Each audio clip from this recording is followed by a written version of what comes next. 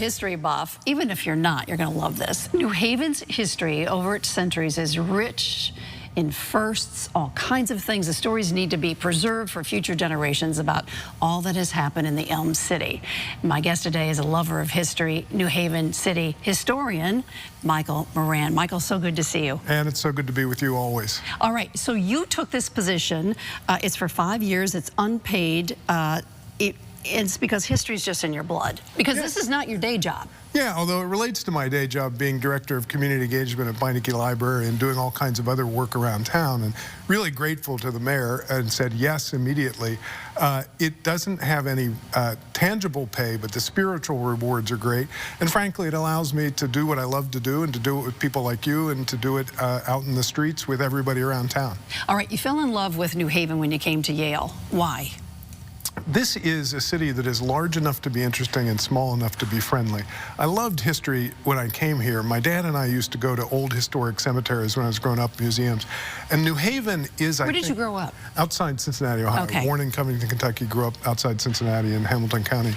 And but this is a town, New Haven, where history is all around. I like to say you can eat and shop your way around history, right? You can go to Pepe's turning 100 years next year, Claire's turning 50, can go to Perkins and to A.D. Perkins and to all these places. All around us is history, and it's alive. It's not like some frozen in a museum, and it's not Disneyland.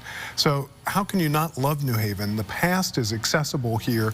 And I think it's really important, and one of the reasons I'm grateful to the mayor for asking me to do this, he understands we can't have a strong future unless we know our history. The good and bad parts. You need to know your history and able to figure out who you are and where you're going.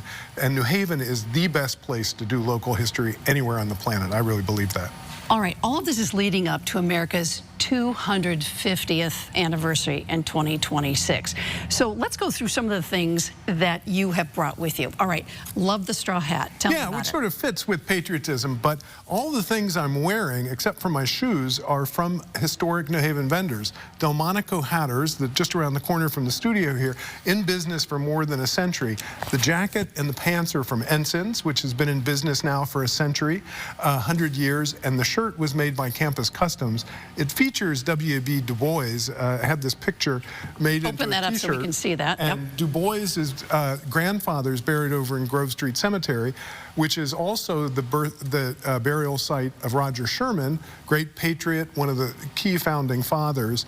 And Grove Street Cemetery is a place that has a lot of patriots of the American Revolution.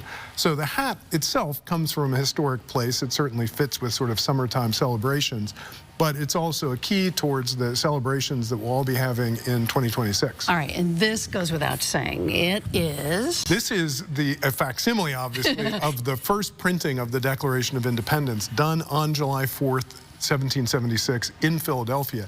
You think about that John Hancock swirly signature, that's called the engrossed copy. It was done on July 19th and later, but this was done on the day. There's only 26 that exist anywhere on the planet. One's in Connecticut up the street at Yale Library in the Beinecke collections. We bring it out every year around July 4th, and certainly we'll do that again for July 4th, 2026. So much to talk about. And just to wrap up already, which I wish we didn't have to, how is the public going to get involved in all this history as we lead up to America's 250th? Connecticut Humanities statewide has taken the lead, and Denise Merrill and Jason Mancini are leading an effort. It's already beginning to become clear, but what they've done is encourage local communities to do what they can do, and we'll knit together this great celebration. And it'll be both about the past, but also about our really diverse present, and encourage people not just to be people who look at history, but make history, record our history.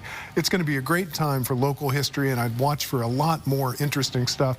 New Haven Museum, community groups, City Hall, all kinds of folks, and we certainly hope that Channel 8 will be part of it, and most importantly, we hope we maybe can be back on Nyberg from time to time in the next 2 years as the America 250 approaches. I love that you'll be on. I love history. Michael, thanks so much for bringing all this information to us. So great to be with you, Ann. Thanks so much. Likewise. And if you want to know about the history of New Haven, go to WTNH.com or the News 8 app.